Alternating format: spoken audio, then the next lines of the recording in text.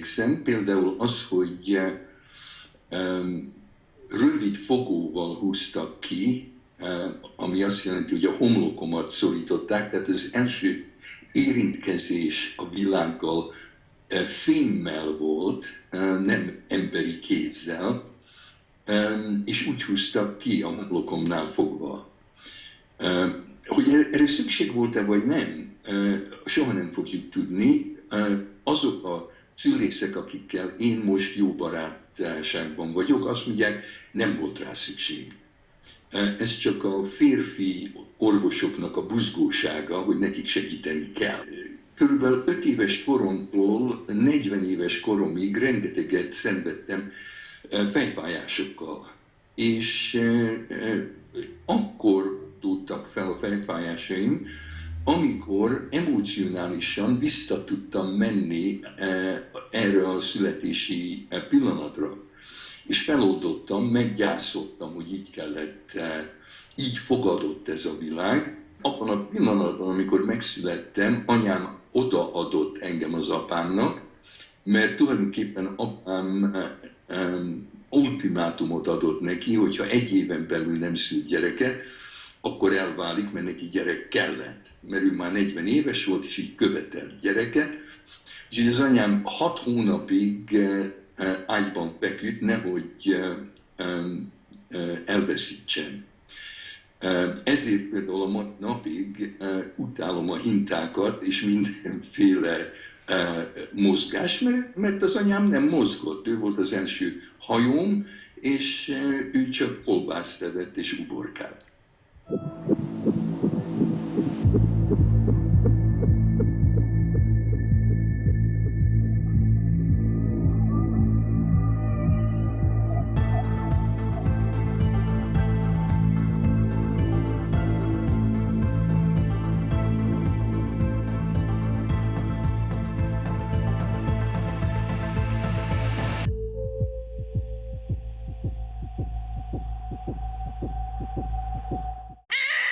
Hogyan születünk? Hova születünk? Mi vár ránk a világban? És vajon hogyan befolyásolják az életünket a születésünk körülményei? A születés minden családban a legfontosabb esemény, és minden vallásban az egyik legnagyobb misztérium. Vannak nők, akiknek a szülés maga a boldogság, másoknak elviselhetetlen fájdalom és trauma. 4 kontinensen 10 családhoz utaztunk el, hogy a születésen keresztül megmutassuk a világukat. Hogy miként hat a terhességre a háború, hogy milyen menekültnek születni, hogyan születtek emberek koncentrációs táborokban, és milyen egy háborítatlan szülés a világ leghíresebb bábáival. Utazás a születés világában, hindukkal, zsidókkal, keresztényekkel és muszlimokkal, Afrikától Amazóniáig. On the spot, 9 hónap alatt a Föld körül.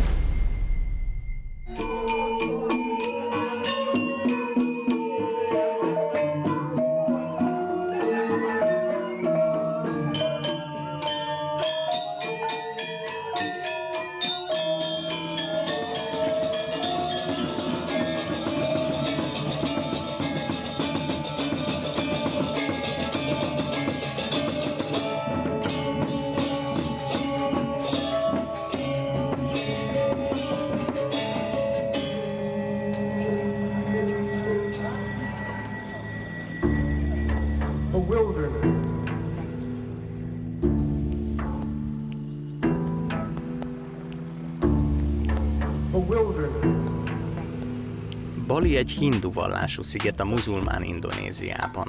A balinézek mélyen vallásosak, például minden tradicionális ház előtt a szellemviláguk alakjai állnak őrt. Ha ezen a New Kuning nevű falun át akarunk hajtani kocsival, takarítási adót kell fizetnünk, ugyanis ez Indonézia egyik legtisztább települése. A főút közepén áll a Bumi Sehat Alapítvány ingyenes születés klinikája. A Bumi Sehat azt jelenti, egészséges földanya. Az alapító egy amerikai bába, Robin Lim, aki szerint az emberiség testi-lelki egészsége a születéssel kezdődik. Pontosabban kezdődne, de erről majd később. 2011-ben ő kapta meg a CNN évhőse díját és az azzal járó $300,000 is, hogy folytathassa munkáját. talán a legelismertebb bába a világon. Most is épp egy szülésről teker haza. My mother had a difficult pregnancy with me. When I was born in a military hospital. My mother, being Filipino, she married a soldier from America. She didn't understand about doctors and such because she was herself born at home. My grandmother in the Philippines was a traditional birth attendant. So for my mother, it was a shock to come to the United States. They put her in the hospital. So she said she didn't make a sound because she was afraid if she screamed, then people would be yelling at her. And then they put her in these stirrups, you know, and for her that was really traumatic. So many of people in Western culture, they hate their parents. And I asked myself, why? You know, people with wonderful parents, they have this hatred for their parents. And I think it's because they feel betrayed at birth. If we don't care for each baby gently and with so much love, then how can they grow up with an intact capacity to love and trust? The minute you separate a baby at birth from the mother, he doesn't think, or she doesn't think, oh, I'll see my mother later, because a baby doesn't understand time. So separation is just, oh, my whole universe, my mother, is gone. And the placenta's gone, the cord is gone, the water's gone, the warm, beautiful, safe space in the womb is gone, and they're in a big room, and then they put them in a box, and they put these babies in a room and let them cry. And once a baby loses trust like that, how long does it take to regain it? It's pretty long. I think most of us spend our first 30 or 40 years of life trying to learn to trust again.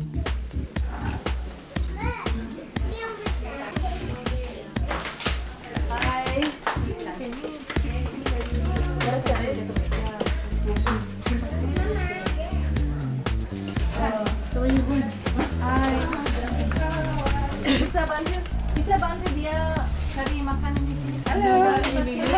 Mau pakai sandal di sini? Terserah Anda. Pasti ada snack, ada makanan. Karena di rumah saya tadi habis juga. I'm trying to feed them. Last week we had 2, then 4 in one morning, and then 2 in the night. 2, 4, so we had 8 babies at one time. Mau saya hapus minyak. Coba tidur. Makan belum ya? Mau saya cari satu piring lagi.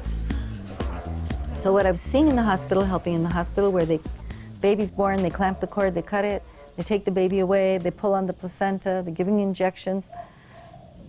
I was shocked by what I saw in the hospital because what was happening in the villages and the way I was being trained by an old British midwife who came here to help me was so different and so gentle.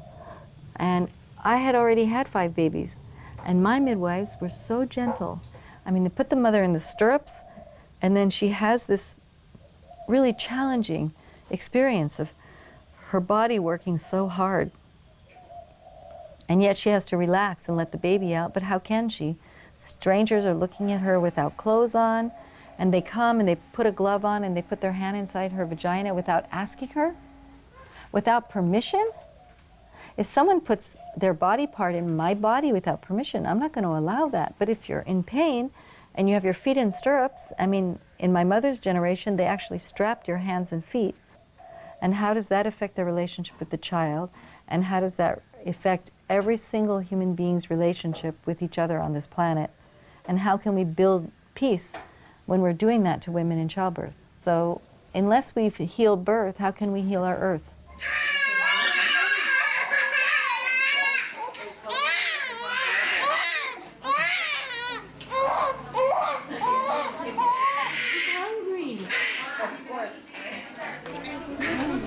Yeah.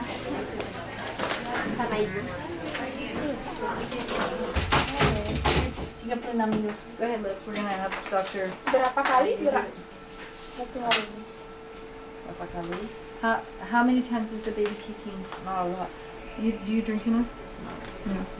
As I can see, you really are low in amniotic fluid. Berapa jumlah demam itu? Oh, kita bisa hitung lewat Doppler. Tadi 128. 128 is okay, normal. Do you had anything to drink in the last hour? Yes. Yeah? Where's your water bottle? That's not yours. Where's your water bottle? Udah dikeluarin? Thank you. Okay. Thank you. Go get some water. Okay, see ya.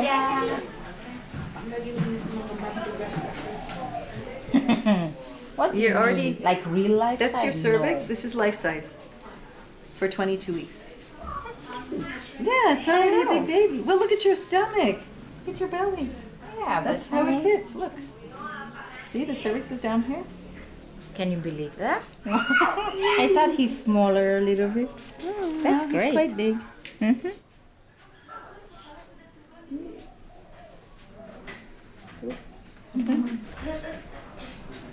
Sorry, no problem. It's not painful. So we use aloe vera gel instead of medical gel, just because it's healthier for your skin and it doesn't stain your clothes. Aloe vera. Is this? You can still hear everything. Yes, yes. And the medical gel stains clothing, and some women get itchy. We have no problem. This is baby heart.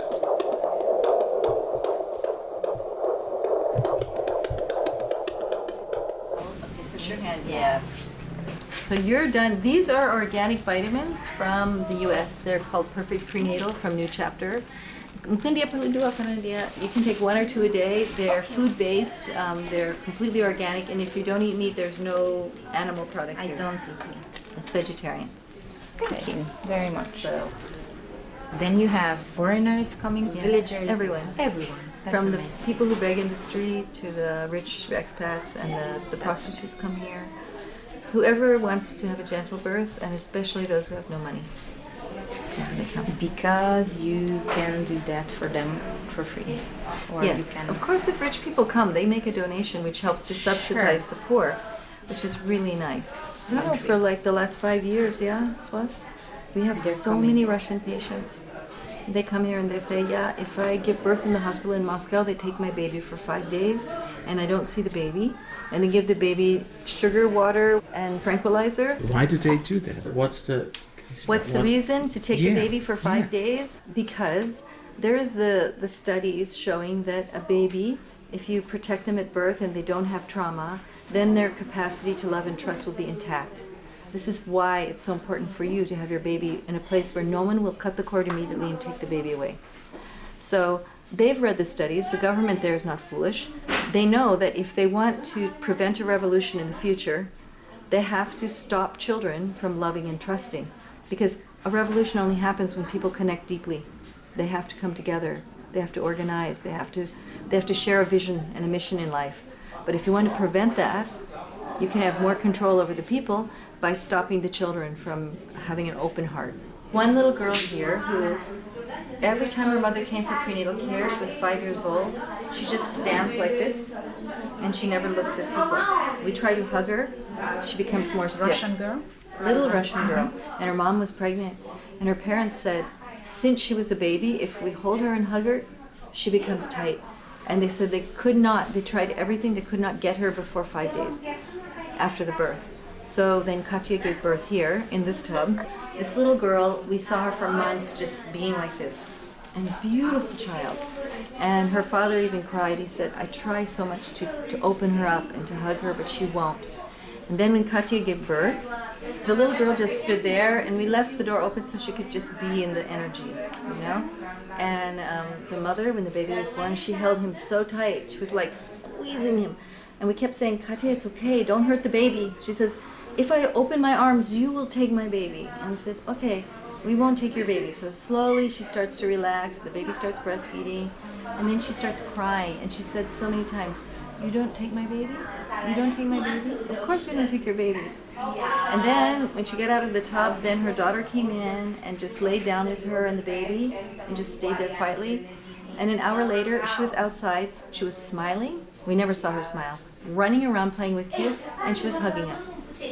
So even though she was so damaged at birth, when she was there and she witnessed this healing for her mother and her baby brother was born gently, she opened her heart.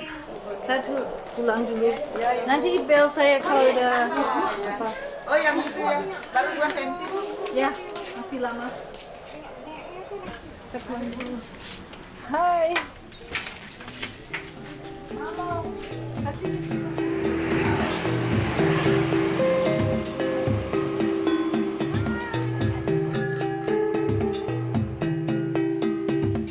I didn't really want to be a midwife because you don't sleep at night and you're always on call and it's a big responsibility, you know?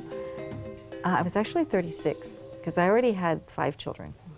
And then I had my 2 children from my husband, so together we had 7. When I arrived in this village, I was just new pregnant with Hanuman. He was conceived here in Bali, and then we moved to this little house in the village, and there was a windy day, and 2 little baby owls fell from a tree, and someone scooped them up with a little plastic bucket and gave them to my son and said, "Bring this to your mother." So we had these little puffballs with giant eyes. They were very hungry, and we're feeding these owls, and they start flying around. So I didn't know that if you're pregnant and you hear an owl in Bali, it's a good omen, because the owl is the bird in the doorway. She flies at night. She's the midwife bird. So as soon as our baby boy was 42 days, someone from the next village came and asked me to come. You know, that night, please come and help my wife give birth. And I said, "Why do you ask me?" And they said, "Oh, because you're chosen." I said, "Chosen? How am I chosen?" And they said, "Well, we don't know if it's you or your husband, but one of you is the new Dukanbai." And my husband said, "You better go." Hi, Tashi. That's Tashi, my grandson. It's a really cool car. Is it remote control, Tash? A little bit shy.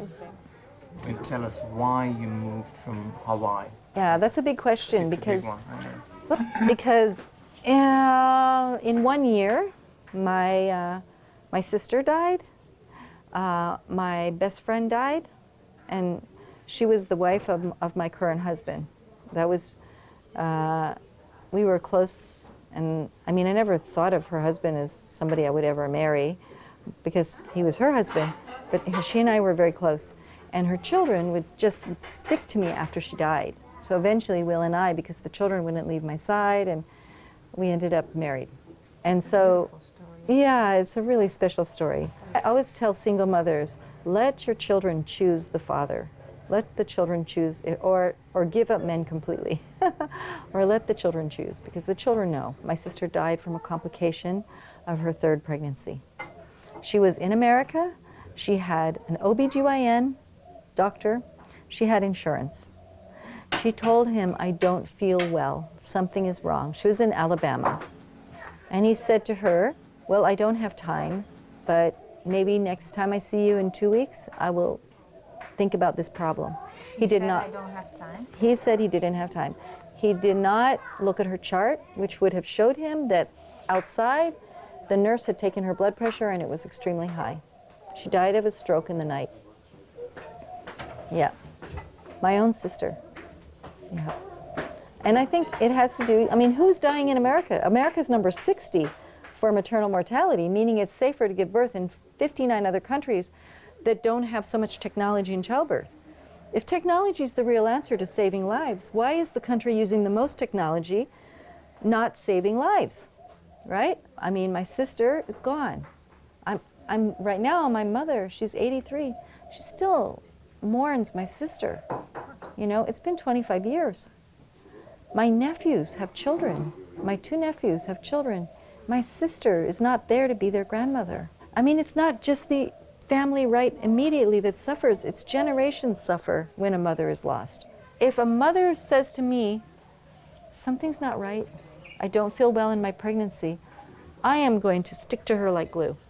Our midwives at Bumi Sehat, and we don't assume if we say to the mother, "Oh, you might have a complication, you should go to the OBGYN." We don't assume she has the money to go to the OBGYN. We don't assume she has the transportation. We take her, we pay for it.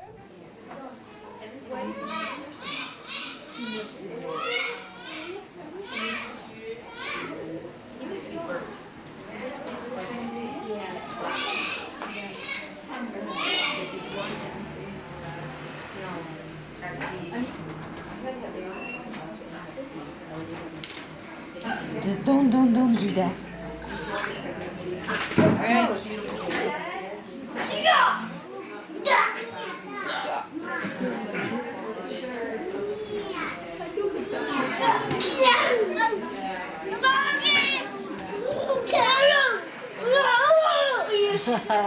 Get ready for your own kids.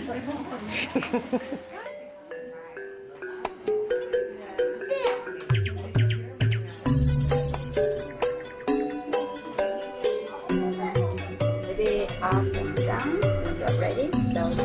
Jadi tangan kanan di atas, ya. Satukan. Okay, try to hold. Jadi diputar lagi. Oxygen. Slow and steady.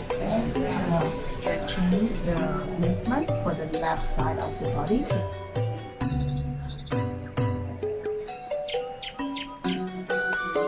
Open the front and then open the back.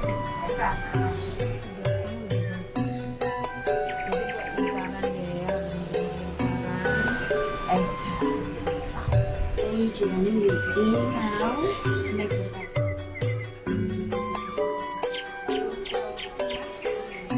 After we have baby, you have to hold the baby so much.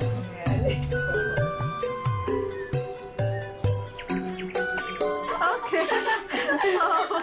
Better not move the leg, otherwise you're gonna be Like this.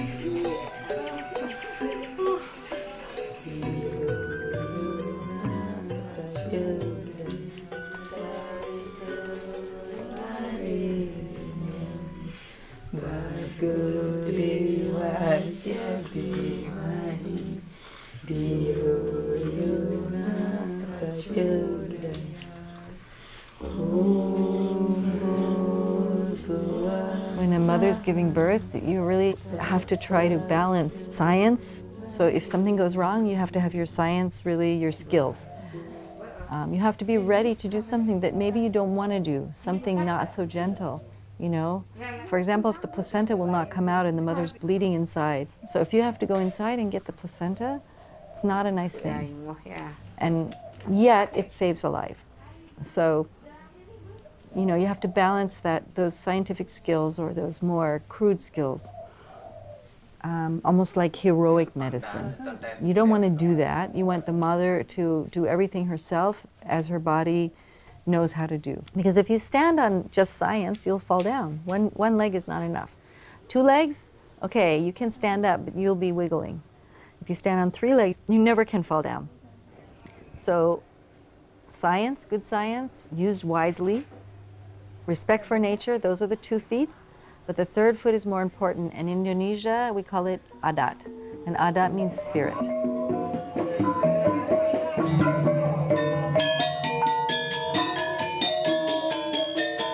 All of these ceremonies really do help to nourish the spirit.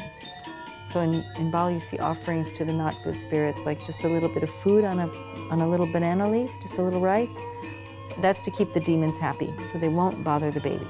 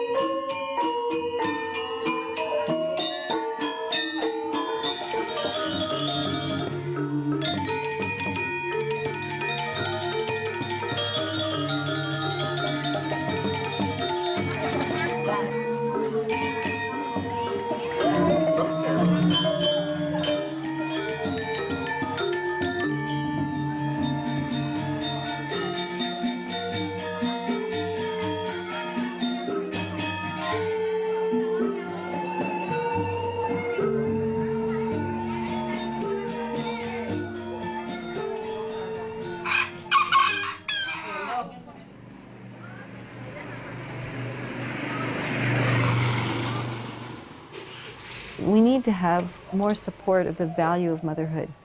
You know, it's an incredible job. I always say to the mother, you're a world peace executive, because each baby is a piece of peace, each child.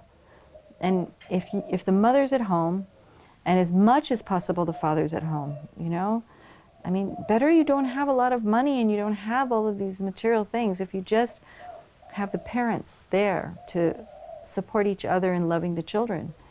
How do you help communities to heal when something catastrophic happens. You start with taking care of the smallest citizens first. And all of those pregnant women in the disaster zones, they still have to have their baby. If something happens and you lose your home and your entire family, you still have to have this baby, you know? And that has to be taken care of. You have to feel safe.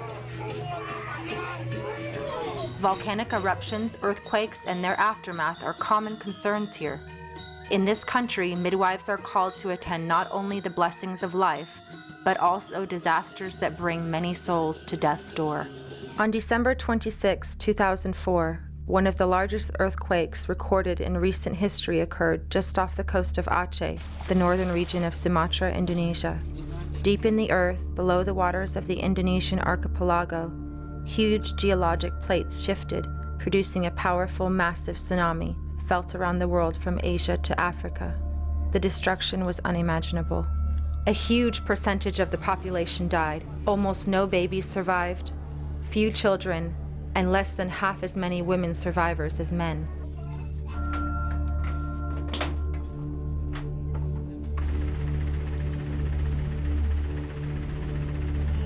Almost the instant we learned of the disaster, it became clear that we were going to Aceh to help. We're also packing up medical supplies, babies' clothes, blankets, anything we have we're trying to give to be sent to this afternoon to Aceh to help with the disaster relief there. The fact that 4 of your children washed away never goes away. That your home was gone, that your entire family was traumatized. Your average tsunami survivor lost 12 people. So that was our first disaster. We had to go. We were compelled to go. And so EDIP Foundation, they called me, they said, look, we need you to go. We need a medical team. We're going to go, we're going to give support. We're going to help rebuild homes. You couldn't even rebuild homes yet. You just had to give shelter, just a tarp, and something to catch the rain and filter it so you could drink it. There was nothing to drink, nothing to eat, no shelter at all. So we went there, and there were bodies everywhere. I took my teenage sons. They were 17. They did body recovery with the Achenese people. A lot of people who survived the tsunami are now camping. They're surviving as well they can, but they need some help, so we're here.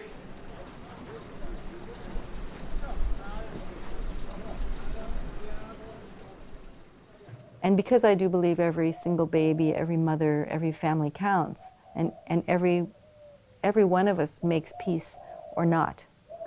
So that is why I really support gentle birth. That's why I dedicate my life to it. My mom had a very unhappy birth. I remember once she was here at our house and a mother came and said, I feel like I'm having a baby now. And I checked her and I said, yeah, you're 8 centimeters. You want to go back to your house and have the baby? She said, yes. And then she hugged my mother when she came down the stairs. She said, will you come with me and hold me when I give birth? And my mother said, me? Me? And she said, yes. And so my mom came and she held her while this beautiful woman, Cadet, gave birth. And the grandmother was there, the little girl was there, the husband was there, and my mother was there. And Cadet's first birth was very traumatic. She was in the hospital. When she described it, it was like what my mother experienced, and they cut her. They just cut her vagina to make it bigger.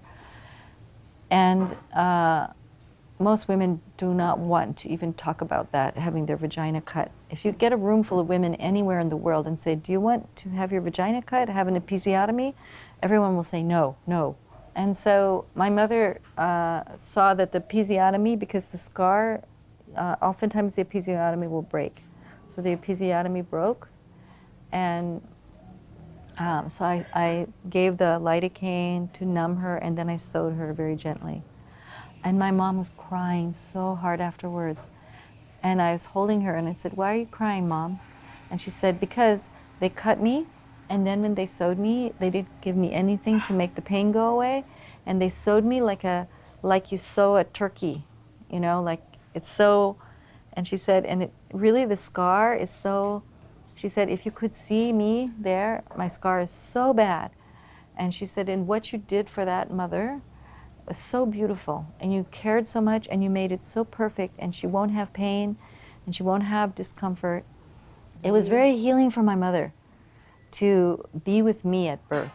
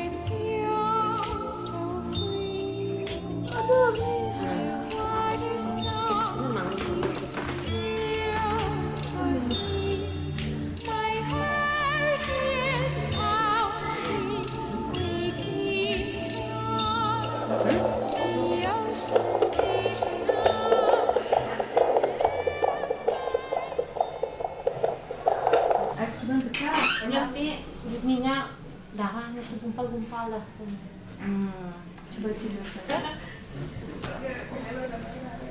Karena ini blood slime. Biasa kalau seperti ini pasti mau keluar.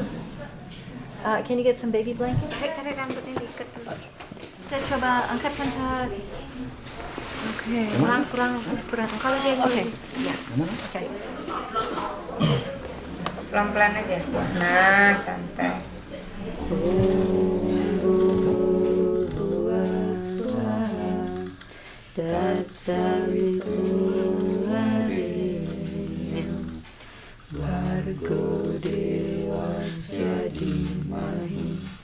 Pelan-pelan, Bu. Pelan-pelan. Oh, udah mau lahir. Pegang bayinya, pegang bayinya. Pegang bayinya.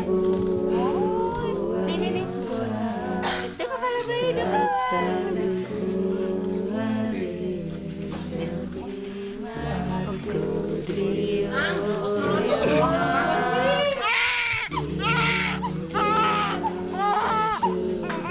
Bu, ambil bayinya yuk.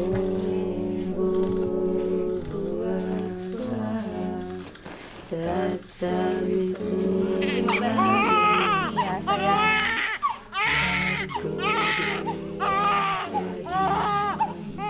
Lihat bayinya. Cepat sekali.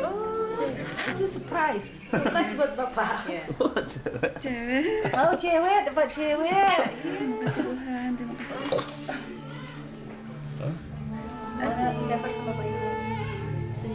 Ada.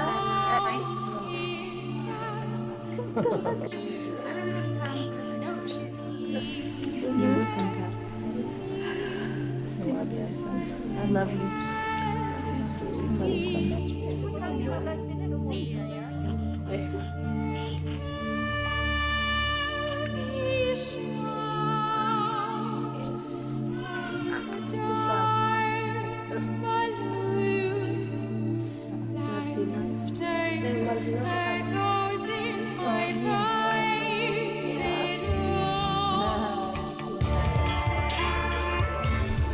So how empowering is that for the mother to bring her own baby to herself? We used to always, like, the baby would be born and we'd put the baby on the mother. But then the mother would be like, one moment she's pregnant, next moment there's a small person on top of her and it's all wet and it's like, So now we just wait and let the mother have a moment, a pause between pregnancy and being a mom. And then she takes the baby. We just hold the baby there and just give her a moment, and we sing Gayatri mantra, Om Bhur-Bhuva Swaha, and then comes the baby. The mom empowers herself. Our experience as midwives was that if we feel near the placenta, the cord can stop pulsing in a few minutes, maybe 10, 15 minutes, maybe 20 minutes. But if we feel closer to baby, we still feel a little life there, closer to baby. So if we're going to wait until the cord stops pulsing, because the cord is pulsing because the work of the umbilical cord is to push the blood with all the oxygen and the stem cells and the iron into the baby, then the placenta is still alive, yes, and the cord is still alive. It's still doing its work. We don't want to kill it. You know, this beautiful organ is the angel of the baby. Is going to do his or her work until, as long as she or he can. Remember, the placenta is genetically identical to baby. So everyone has a twin. And the baby plays with the cord, and the baby has a relationship with the placenta in the womb, just like the baby has a relationship with mother. In Italy, they have near Milan, 4 cord blood banks, and they're very profitable businesses. They make hundreds of thousands of euro, to the millions of euro, from selling the blood of babies. In America, they clamp and cut the umbilical cord of the babies immediately, and then they harvest that blood, and then the midwives and doctors and nurses who harvest the blood are given bonuses. You know, when you come to the hospital, you sign an informed consent, and they say, your baby doesn't need the cord blood. They call it cord blood. It's a lie. It's baby blood. If they say to the mother, please sign this and give us your baby's blood, 1/3 of your baby's blood supply, and then we'll help someone else with it. I'm not going to give my baby's blood away, but they call it cord blood. It's double speak. So in my opinion, when you see the baby, the cord, and the placenta, and it's already born, then it's already a lotus birth, because you see the root, the placenta, and the stem, and the fruit, the baby. The cord is the stem. And this moment, the mother can bond with all 3 of them. It's a holy trinity: placenta, umbilical cord, baby. Just like the holy trinity of baby, mother, breast, you know? And the trinity of baby, mother, father. Nature keeps repeating these beautiful trinities.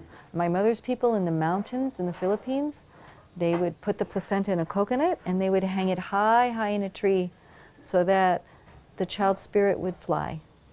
You know, people in Nepal, not now, because the hospital now disposes of the placenta, but in the old days, the people would put it up high in the mountain so the birds would eat it, so the child's spirit could fly and be free.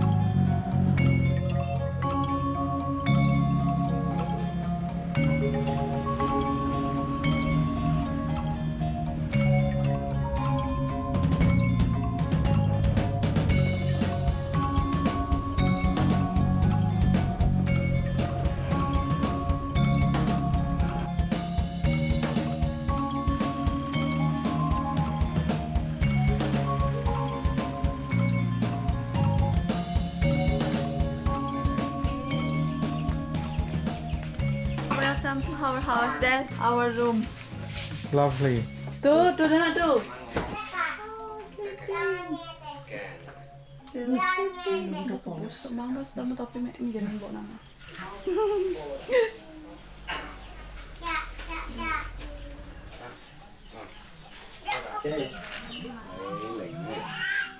Thank you so much. That's the placenta we put last night from the baby. This for the first baby, 3.5 years ago, and this last night for the baby girl.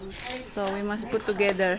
We put under the land with some honey, and we put some flower because we want the baby growing up with the smiling, nice girl, nice people.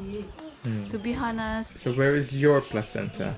At my hometown, because I married here, a bit far from here. But your husband's placenta is this tree? In front of the statue.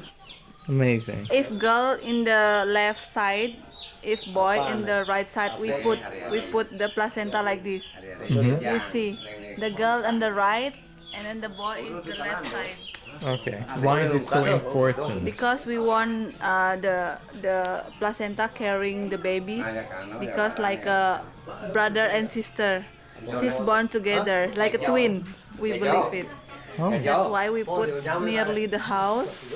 We put everything like a fruit, some chanang, praying, because we want the placenta carrying the baby until growing up.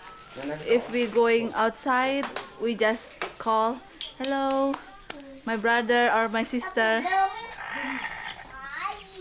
That's our temple house. Beautiful. We have more than the other people. This is the big temple. Really? Who built it? My father. Your father. Yes. My father is make build. Wait, moment ya.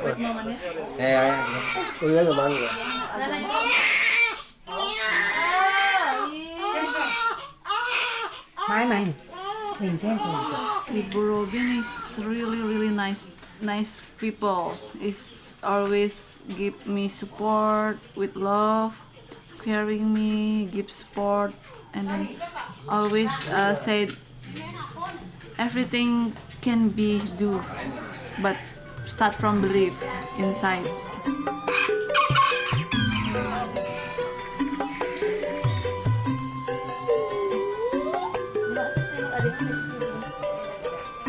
I think my job in this life is not to try to teach anyone something. My job is to make a space so that each mother and each father can find their inner knowing. Because if they find their inner knowing, they're going to know what their baby needs. And their baby does not need trauma. But it's so easy to make a space for each mother to find her inner knowing. I mean, pregnant women are brilliant because they have an extra brain. They have the placenta inside their womb. It's the organ of genesis. And think about the myofascial, the microscopic system that exists in our bodies and all through the umbilical cord into the placenta, and then not sharing the same blood as the mother, but actually exchanging nutrients, and waste goes out and nutrients go in like this, and still the mother and baby can have different blood types. What a miracle. Only something like an angel can make a miracle like that. So the placenta must, of course, be an angel.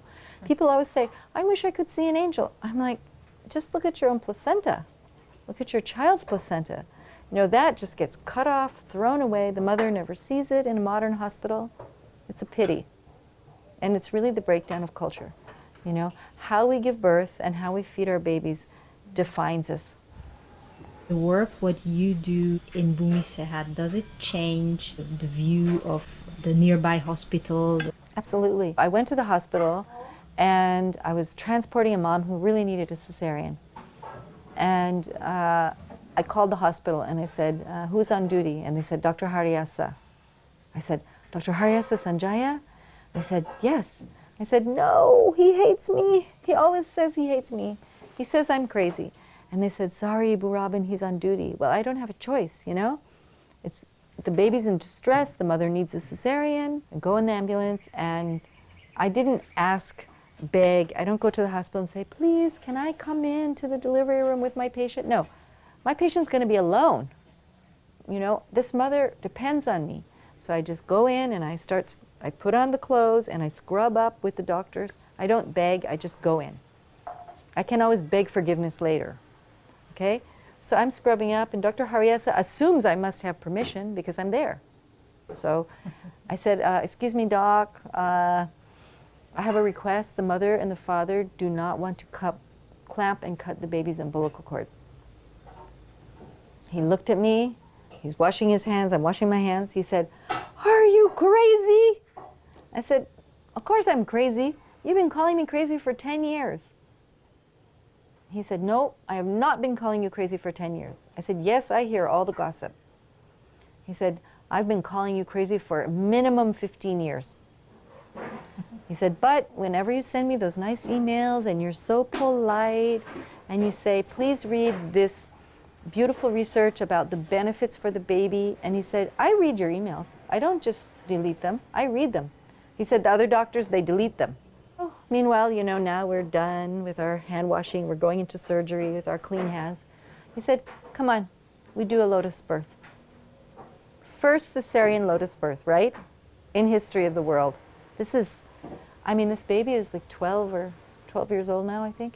So depending on the doctor, you can do a gentle cesarean birth. Okay, the baby comes out, and then you take the placenta, you put it in a pad. You know, they have those pads that the blood doesn't soak through. And then you bring the baby to mother and let the baby breastfeed right away.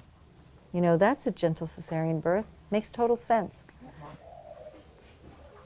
Okay. And then this side, like this? Yeah.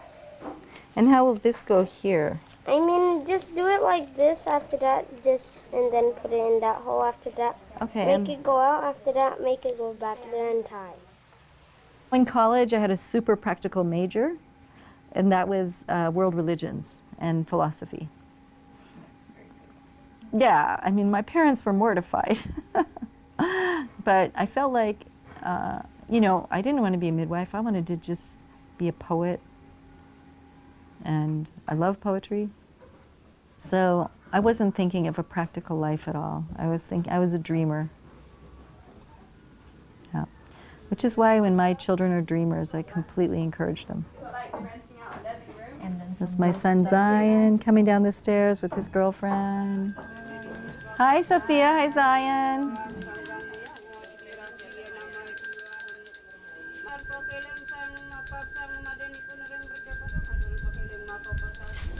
Ini jangan potongnya.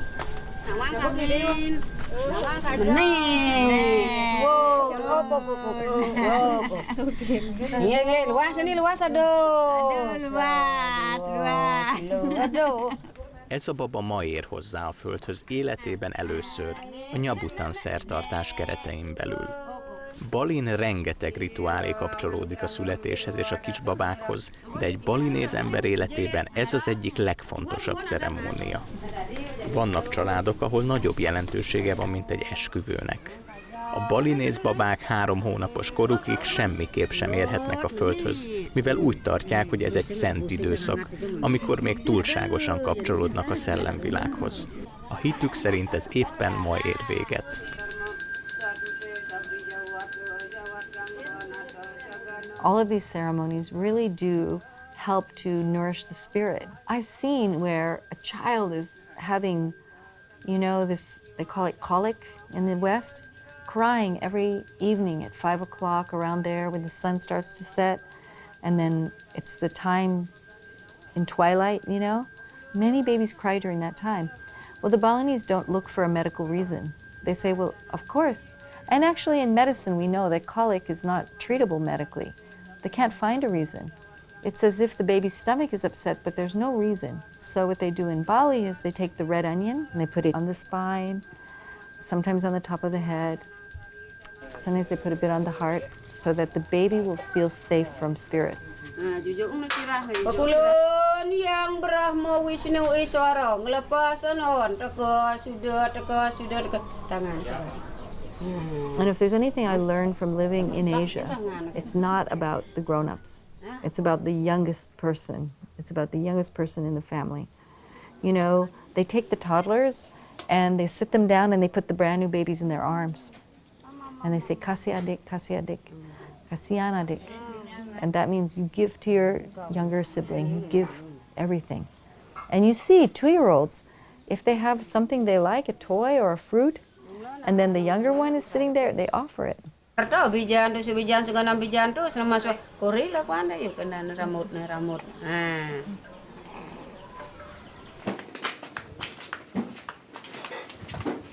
I'm hoping that all the oxytocin receptors that I have from being at the births of all these women, when they say thank you, I say no, thank you. Because all of those oxytocin receptors are making it possible for me to be more present for the next mother and the next mother and the next mother and the next baby. My grandmother was famous for being able to take 1 sweet potato and feed like 35 people. 1 sweet potato in a pot and water, and then she picked plants. And they said her food was medicine. So she was my role model. Did you spend a lot of time with her? Not enough, but when I was in the Philippines as a child, yes. And what the Filipinos say is that she put an anting-anting in my skin, which means an anting-anting is like an irritation. It can be a small shell or an amulet, or you don't know what it is, but they put it inside you so that you'll always have to do some work to make the world better. And if you don't do it, you'll be completely miserable all your life because it will give you pain. So they say that when I was a kid, she used to massage me, really deep massage, and she was really small. And so she would massage me, and my mother used to tell her, don't give her an anting-anting. And I didn't know what they were talking about, but she must have given me one because I'm not resting until every baby on this planet is born gently. I'm completely committed to that vision and that mission. And yeah, I'm willing to give my life for it. And my family's giving their life for it too.